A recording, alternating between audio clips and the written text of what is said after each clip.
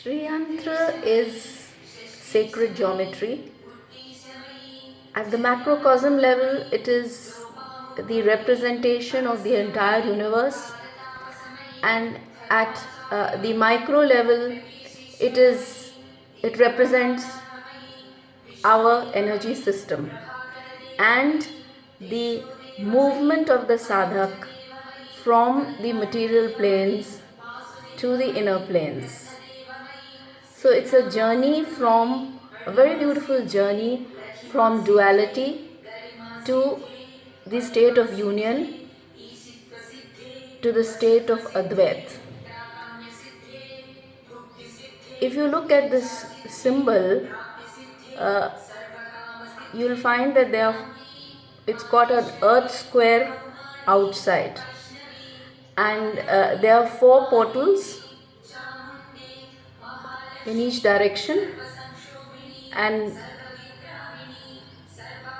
this earth square is called the Bhupura, and it's got 3 lines. The first line outside houses the Lokpals, 2 in each portal, so these are the guardians of the inner journey, and there are 8 Lokpals. The second and the third line houses the Siddha Shaktis and the Shaktis. And then as you go inside, the sadhak begins the inner journey, you find there are 4 circles, 4 girdles, mekhlas, and the space between the earth square and the girdles is called Trailokya Mohan. This is the place where the sadhak is open to distractions, enchantments. As you cross the girdles, we come to 2 concentric circles, and you see the outer circle has got pink petals, and these are the 16 Nityas, the 16 Devis, and the inner circle you can see has got 8 petals. These represent the Ashta Shiva, and this is where the sadhak's Brahma Granthi the Bhedan takes place.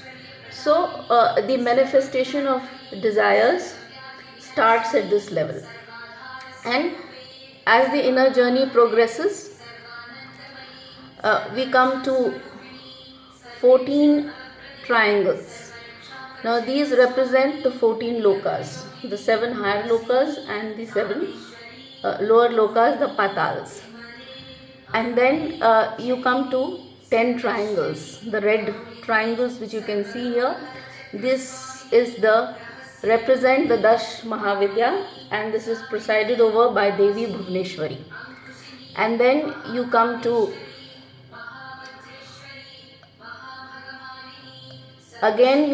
those purple triangles which are 10 in number, and these represent the Dash Mahavatar of Narayana. Then you see the yellow triangles. They are 8 in number. They once again represent the Ashta Shiva, and this is the point where the sadhak does the Bhedan of the Shiva Granthi. And then all the inner experiences are at their peak, and then is the inner chamber. You see 1 triangle pointed downwards, so this is the Sanctum Sanctorum, and then you see the Bindu. Bindu is the point of fusion. This is where the union of Shiva and Shakti takes place. It is the Shunya and is the state of Advait. which is the final state of realization, the ultimate joy and bliss which the sadhak attains. So it's a very beautiful journey, and you find total 43 triangles in this figure, formed by an interlocking of 5 triangles which point downwards and represent Shakti, and 4 triangles which point upwards and represent the masculine energies or the Shiva.